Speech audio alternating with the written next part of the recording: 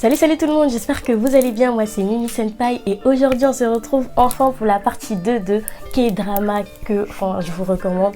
Et franchement ça m'a pris énormément de temps, mais franchement cette vidéo je l'attendais, vraiment je l'attendais parce que en ce moment je suis grave à fond tout ce qui est drama et K-pop, donc franchement là je suis fière. Donc franchement n'hésitez pas et je pense que mes goûts se sont vachement beaucoup plus améliorés comparé à la première fois que je vous ai présenté des dramas, donc là je pense que franchement, ça va. Donc, franchement, n'hésitez pas. Et c'est parti.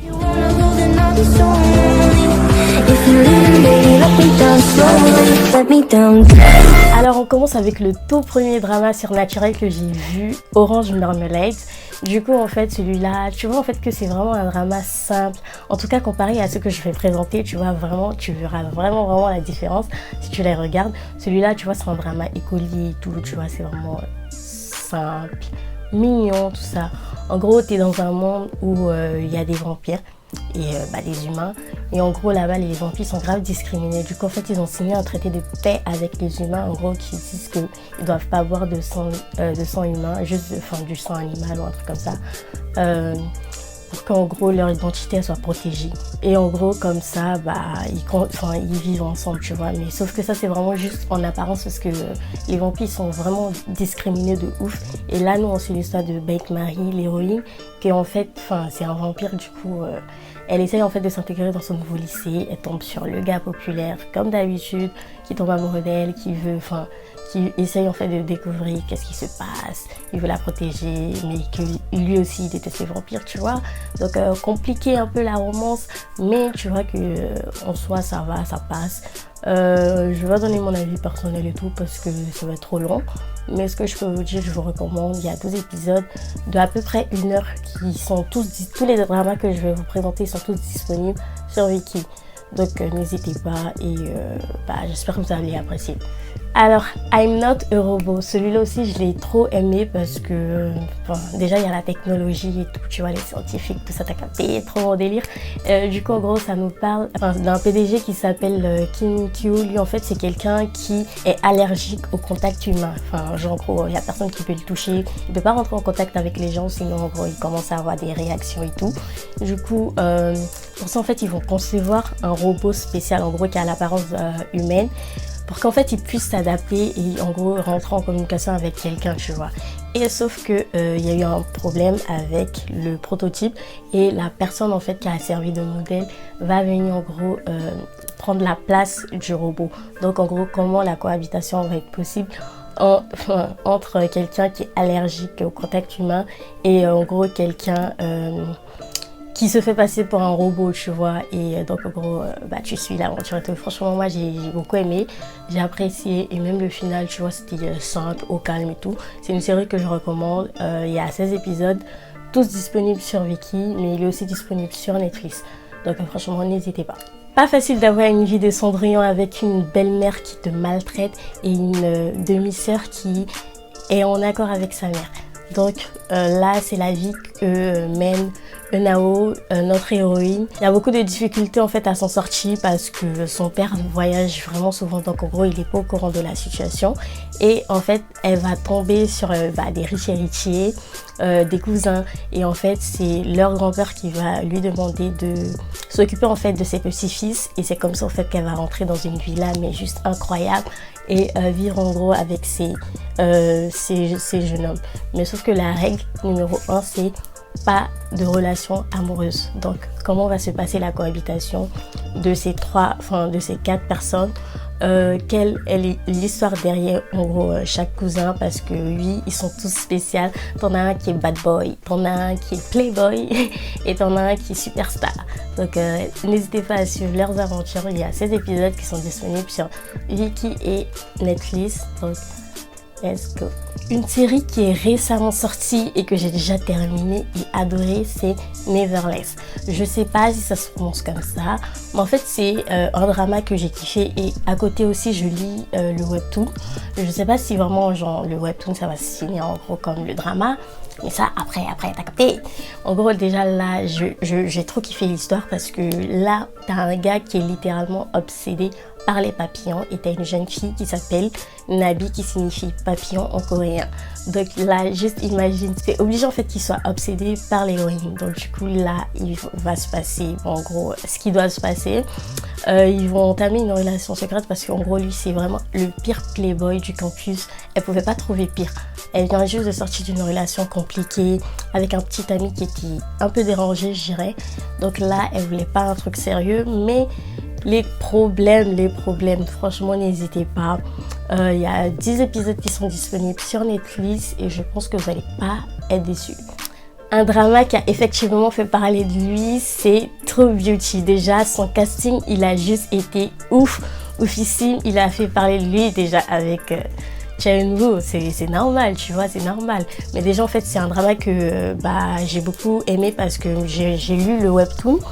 Bon, le webtoon, il n'est toujours pas terminé, mais en fait, tu vois qu'il y a une différence en soi. Mais ça va, ça passe parce que j'ai toujours été Team Choo, donc au calme. Mais ça veut pas dire que j'aime pas Seo-jun, parce que Seo-jun aussi, je l'ai dans mon cœur.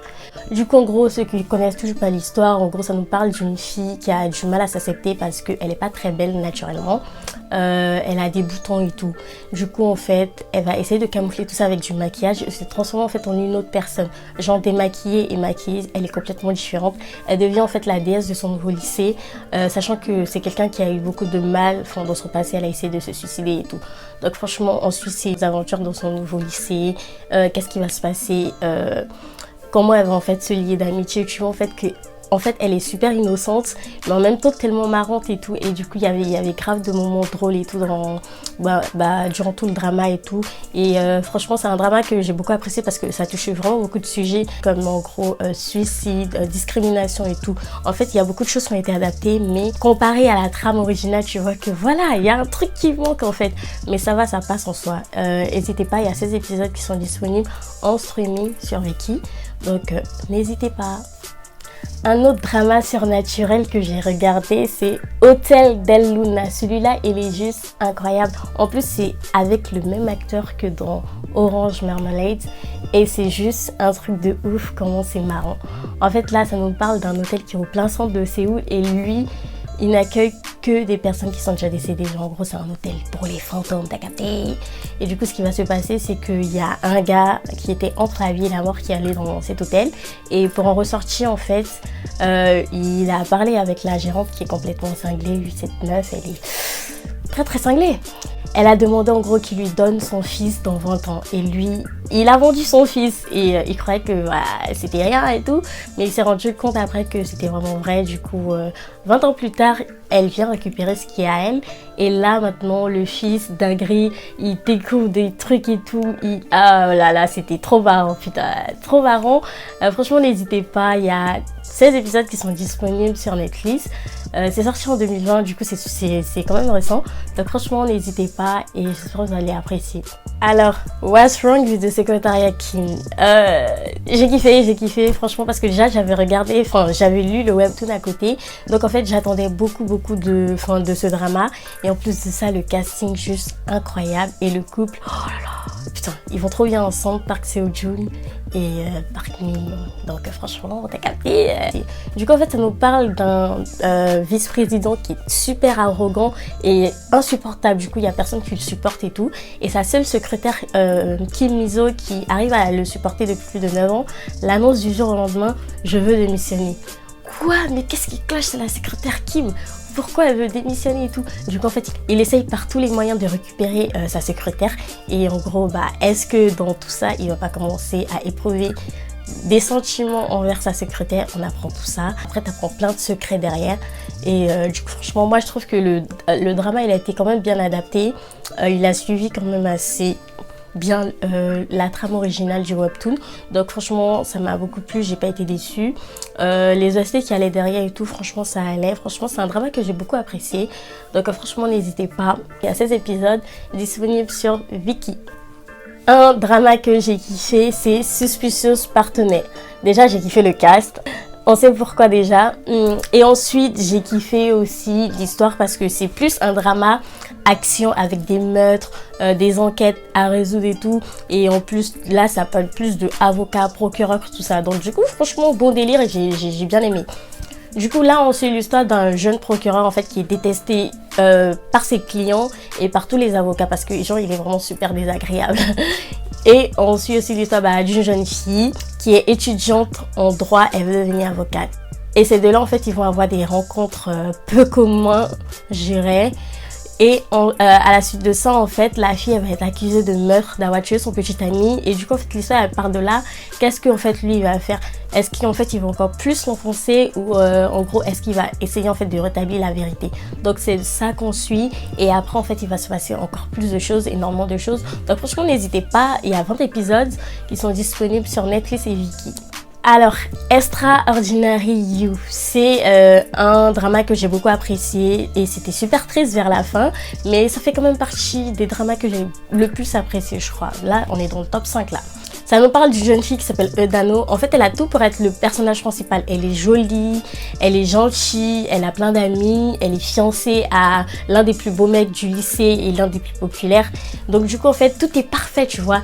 Et pile, elle apprend en fait que elle est dans un monde fictif et que en plus de ça, c'est un personnage secondaire. Ça veut dire, en gros, c'est même pas elle l'héroïne en fait. Du coup, à partir de là, tout va changer, ça va complètement se bouleverser. Elle va vouloir changer les choses, changer l'histoire. Sauf qu'en fait c'est un webtoon qui est déjà écrit et qu'en fait elle suit le scénario en fait qui est écrit et elle va rencontrer une nouvelle personne, Haru, qui est capable en fait de changer son destin. Donc en fait avec lui elle va vouloir changer les choses et juste incroyable. Franchement j'ai bien aimé comment la relation en fait s'est installée et comment en fait en plus de ça Nano en fait elle est malade, donc du coup tu vois que elle en fait elle déteste complètement son personnage parce que son personnage c'est censé être un personnage fragile qui est malade, qui a le cœur fragile et tout, sauf que elle c'est une fille qui est beaucoup plus forte que ça. Donc franchement n'hésitez pas, il y a 16 épisodes qui sont disponibles sur Netflix. Un drama que j'ai apprécié de ouf et qui faisait partie de mon top 3 pendant super longtemps, c'était The Great Seductor. Et franchement c'est un drama que j'ai beaucoup apprécié déjà pour le casting.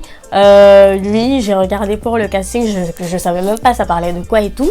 Et en fait quand j'ai commencé et tout, je vois en gros que il y a des personnages que je connaissais, tu vois, du coup j'étais trop contente. En gros ça nous parle d'un trio composé de 2 garçons et d'une fille en fait qui font les 400 coups ensemble. C'est des gosses de riches qui font ce qu'ils veulent et tout.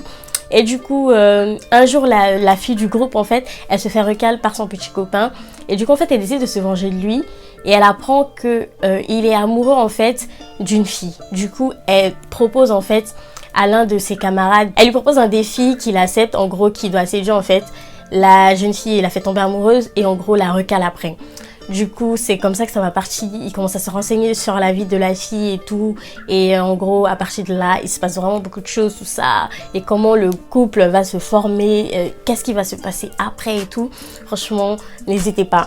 Moi, j'ai regardé parce qu'il y avait Joy dedans, la chanteuse du groupe Red Velvet. Et franchement, j'ai pas été déçue parce que j'avais déjà regardé un autre truc d'elle. Donc franchement, n'hésitez pas. Il y a 16 épisodes qui sont disponibles sur Netflix. It's Okay to Not Be Okay, déjà un drama que j'ai beaucoup apprécié, que ce soit l'histoire, que ce soit le casting, j'ai apprécié de ouf. Déjà en fait là, on a 3 personnages.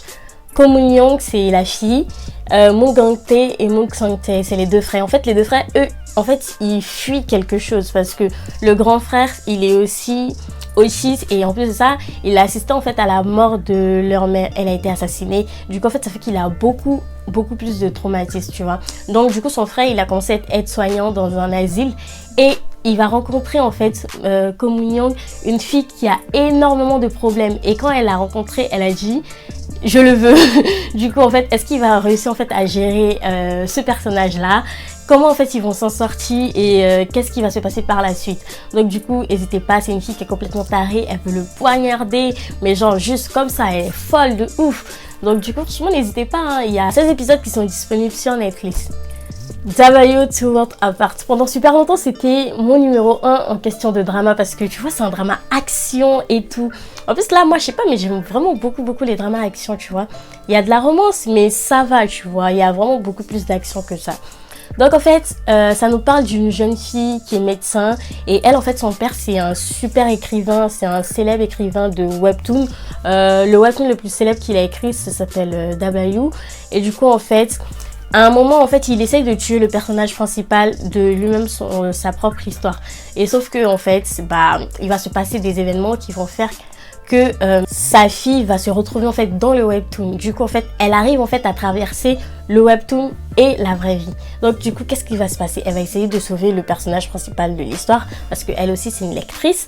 Du coup voilà, il va se passer vraiment beaucoup de choses. Quand Chul, le personnage principal, t'as capté, beau, intelligent, super riche et tout, bah voilà, c'est un personnage principal de webtoon. Du coup est-ce qu'il va savoir qu'il vit dans un webtoon? Qu'est-ce qui va se passer? Franchement juste dinguerie, beaucoup trop d'action, j'ai trop kiffé. Franchement n'hésitez pas. Il y a 16 épisodes qui sont disponibles sur Netflix. On termine avec Descendants of the Sun. Ce drama, c'est juste une pépite. Genre, il a vraiment tout. Que ce soit l'action, que ce soit la romance, mais juste incroyable. Le couple, en plus de ça, ils sont trop compatibles, mais genre vraiment de ouf et tout. Là, en fait, ça nous parle d'un jeune militaire, en fait, qui travaille dans les forces spéciales de l'armée sud-coréenne et d'une chirurgienne. En fait, il s'accroche super vite, genre en mode ça marche tout de suite, tu vois. Mais sauf qu'en fait, ils sont pas du tout, enfin, leurs métiers ne sont pas du tout compatibles parce que lui, il est amené en fait à aller tout le temps en mission et elle est amenée en fait à être tout le temps aux urgences. Du coup, en fait, leurs emplois du temps ne sont pas compatibles. Est-ce qu'ils vont réussir à se voir un jour, à avoir une vraie conversation, un vrai rendez-vous en fait? C'est ça le souci. Et du coup, en fait, il va se passer beaucoup de choses et ils vont se retrouver en fait dans une situation où ils vont vivre énormément de choses qui va encore plus les rapprocher et tout. Donc franchement n'hésitez pas, en plus de ça c'est pas le seul couple de l'histoire. Donc franchement il y a beaucoup de choses qui se passent, qui va se passer et tout, donc il faut que vous regardez. Sur Netflix il y a 16 épisodes de disponibles et sur Viki t'en as 19 parce que t'as 3 épisodes additionnels, genre en gros qui regroupent tous les bons moments en fait de ces 16 derniers épisodes. Donc franchement n'hésitez pas. J'espère que vous allez vraiment apprécier ce drama parce que oui, c'est très très intéressant. Voilà les amis, c'était toute la recommandation. Là, je sais même pas j'ai présenté combien de dramas, mais j'espère que vous avez trouvé votre bonheur dedans et que en gros parmi ces dramas là, il y en a que vous êtes susceptibles de regarder. Donc moi je vous dis, n'oubliez pas de lâcher le petit like, de vous abonner, ça fait toujours plaisir. Et moi je vous dis, on se retrouve la semaine prochaine pour une nouvelle vidéo. Salut à tous, c'était Mimi Senpai.